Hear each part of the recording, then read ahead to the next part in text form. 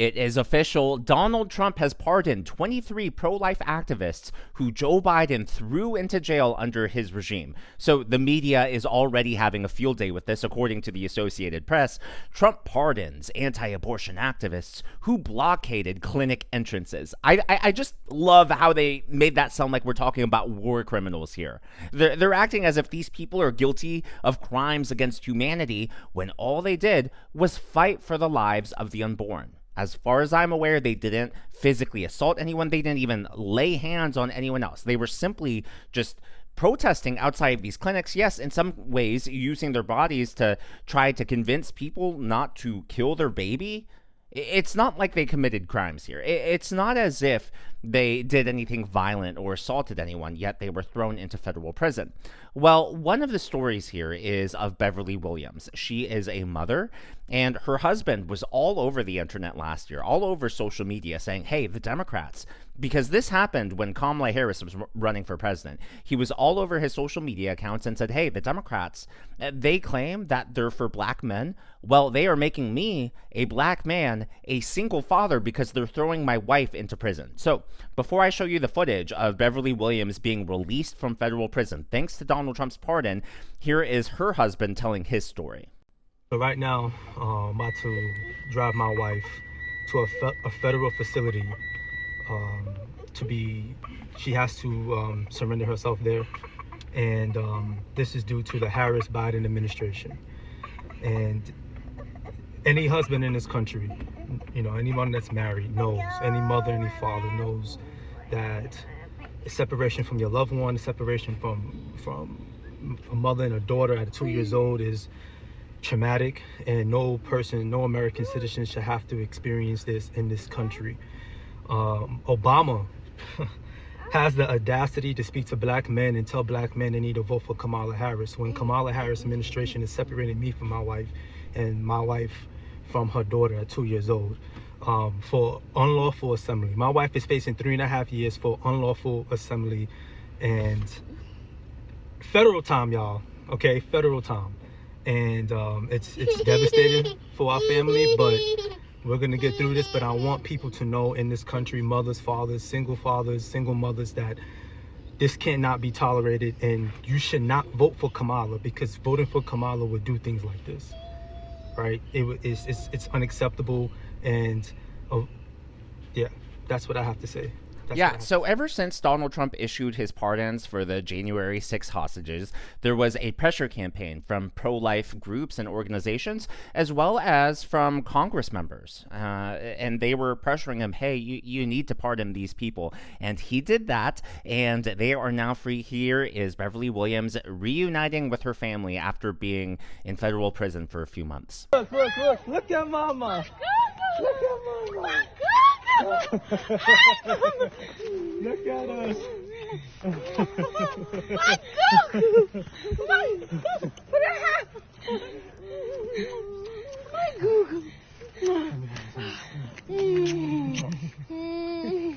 Just super sweet. You can tell she's super excited. You can tell her husband is really excited to be reunited with her. Yeah. They obviously have the older daughter. They probably have the younger one, I'm assuming, at home with a babysitter or someone else. But super sweet. I am super excited for her. Go ahead. I mean, how can you just not be happy seeing that? And I think that that's what woke a lot of people up. No matter your stance on the pro-life movement, I am very pro-life, but there is a discrepancy here. There is a difference in how pro-life Americans, conservative Americans, are treated under the law compared to illegal immigrants. So I don't know the case specifics of all 23 people who were pardoned, but from what I understand, the vast majority, if not all of them, did not physically assault someone or even touch someone else. They were just using their First Amendment rights to gather, using their mouths to try to convince people not to murder their babies, in some cases using their bodies to try to stop access, but not violent. Yet they're thrown into federal prison for 3, 4, 5 years. Compare that to illegal immigrants who are here. Many of them have committed thefts. Many of them have murdered people. Many of them have committed sexual assault. Not all of them, but even the ones who haven't done that, they have all committed the underlying crime of entering the country legally and no consequences under the previous administration. There is a discrepancy here, and I think that a lot of people woke up when they saw that video of Beverly Williams' husband on Instagram, and I believe it went viral on X and TikTok as well. So I am happy that she's free, and I don't know about you, but it was really heartwarming to see her reunited with her family. And it's not just the left and the Democrat Party that plays this game in Washington, D.C. It's also the mainstream media. Here are two different headlines from the New York Times. So first, is a fetus a person? An anti-abortion strategy says yes. So you'll notice that first they use fetus. So they're trying to minimize human life. Is a fetus a person? They're not referring to it as an unborn child or anything like that. They're trying to remove the humanity from their language. And then they don't refer to it as the pro-life movement, because the pro-life, if you use the word pro for anything, it's automatically, it's just a positive spin. You're supporting something, you stand for something. It's just positive versus anti-abortion, which in its own wording and phrasing implies that it's the wrong stance. The implication here is that abortion is what we want, and you are anti-abortion. You are against the good. So again, that headline, is a fetus a person? An anti-abortion strategy says yes. Here is the second New York Times headline. When it comes to illegal immigrants, all of a sudden, undocumented women ask, will my unborn child be a citizen? So they want, the birthright citizenship. And so the New York Times is all of a sudden spinning their abortion language. They can't even keep their terminology straight. All of a sudden, it's no longer a fetus when they want illegal immigrants to have their children be citizens. It's all of a sudden an unborn child. So there are word games that the left plays here. There are a lot of word games. And they're doing that not just with that executive order, but with all the executive orders. And of course, the executive order on birthright citizenship was blocked by a judge. It will likely be tried before the Supreme Court. There are a lot of arguments going on there, and we'll see. The Trump team is trying a few novel arguments. They have a pretty thin path to argue on, but we'll see, and the Supreme Court will decide, and we have a process. We'll see how it plays out. But a lot of people are attacking Trump over his executive orders, like on the flags and two genders. So I have a few thoughts on that. Number one, when it comes to removing the pride flag from federal buildings, a lot of people on social media, especially on the left, or especially in the LGBTQ plus community, they're like, well, see, that is proof right there. Trump hates gay people. He's trying to discriminate against us. He's trying to kill us. He's trying to just all these things. And it's all fear-mongering. What if I framed it this way? It's not that Trump was trying to remove the pride flag. What if Trump was just trying to restore focus and unify the country on focusing on the American flag? Look, I'm going to make a lot of people mad, but I'm pro-Israel. But even though I'm pro-Israel, after October 7th, which of course was the most horrific terrorist attack in Israeli history, even then I think it would have been wrong for us to fly Israeli flags. Because can you imagine if we had flown Israeli flags from federal buildings in support of Israel? I still think that would have been wrong. I think the federal government could have put out a statement, but if you're going to fly a flag, like, just let the American flag fly alone. I'm a Christian. Do I think we should also be flying the Christian flag under the American flag? I personally don't think so. I think the American flag is a symbol that should unite us. It shouldn't, for whatever reason, it is now a controversial signal. The left is trying to make the American flag this symbol of like white supremacy or conservatism or Trumpism. We even heard it during the campaign, from the Democrats, it's time to reclaim the American flag. Remember, it was such a big deal that they were waving American flags at the DNC. Like, why is that a big deal in the first place? Excuse me, DNC, it's you guys who tried to smear the American flag and tried to turn it into like an extremist symbol. Remember the DOJ, their directives of like what are signs of extremism? Flying an American flag outside your home, number one. Buying books such as a Bible from there were so many ridiculous things.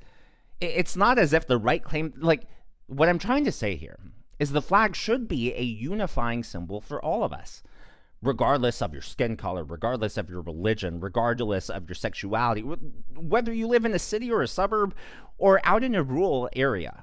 if you are an American citizen, that flag stands for you. Yes, it also stands for you in the LGBTQ plus community.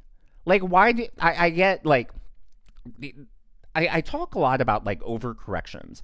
I get why there's a pride flag. I get that. I understand because there, 2024, 2025, heck, any time since 2012, the country wasn't always as accepting as it is right now. It really wasn't. And I think it's okay to acknowledge that past. What the left does is they try to hold on to the sins, or they try to hold on to every negative aspect and not let go of it. And they want us to pay for every wrongdoing that was done instead of celebrating how far we've come, celebrating progress. And the reason I bring all of this up is because a few of you have sent me this clip. So I'm on X. I'm also on Facebook. But some of you sent me this clip via message on X saying, Daniel, have you heard of Sean on the Right? And he is this gay, conservative, pro-Trump influencer. And he was attacked on Twitter and on Instagram. And people were like, ha, ha, ha, you're going to be thrown in a concentration camp. Trump is coming to get you. And he released this video, which I was like, finally, someone is saying what, like, I believe it. Trump came out and said that we can't fly pride flags anymore at official government buildings.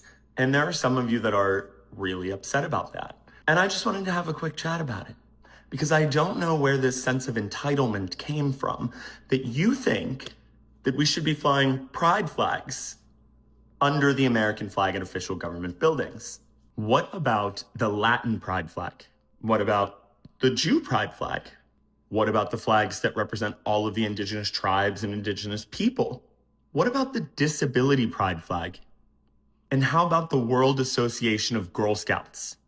Those parties aren't being represented either. So what sense of entitlement do you have that makes you think that we should be flying your flag on the flagpole? There's a reason why we don't need any of those flags. And the reason is, very simply, this flag represents every single one of us. Get your sense of entitlement in check. We're done pandering to you. We're done babying you. It's time to grow up, stop crying, and move along. Yes, yes, yes. I agree with everything he said. I am just so glad that someone else is putting out there the obvious. Common sense is back in style, and I could not be happier. But as always, all of that is just my analysis and commentary. That is what's going on in the world of politics from my point of view, and I would love to hear from you. So Trump has pardoned the J6ers. He has pardoned these pro-lifers. He has pardoned Ross, is it Ulbright? Is there anyone else that Trump needs to pardon? Like, let me know down in the comments below if it's an individual who you would like to see Trump pardon, or if it's like groups of people that deserve a pardon. Hey, if we're on the topic of pardons, Joe Biden just doled some out corruptly, of course. Like, who deserves one? And forget about politics. I don't care about politics, but just on a moral and ethical ground, like, who deserves a pardon and who should Trump turn to his attention to next? Let me know your thoughts down in the comments below. If you haven't already, please be sure to give me a thumbs up. I know it's a simple thing to ask for, but it really does help me reach more viewers like you in the algorithm. Be sure to smash that subscribe button and to check out one of these videos.